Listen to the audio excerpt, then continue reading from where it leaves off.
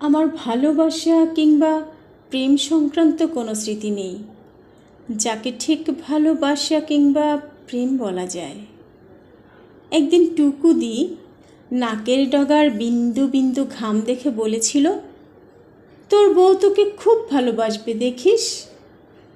সেই আমার প্রেম, সেই আমার সর্বপ্রথম কল্পনায় রমণীয় ভালোবাসা পাওয়া, হঠাৎ যৌবন ছোঁয়া কিশোরের প্রথম প্রণয়। আর কোনো স্মৃতি নেই।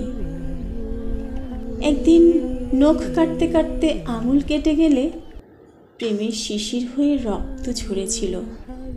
ডেটলে রক্তাক্ত ক্ষত ধুয়ে মুছে দিয়ে পূরবী বলেছিল, আমি তার চিরকালের শত্রু।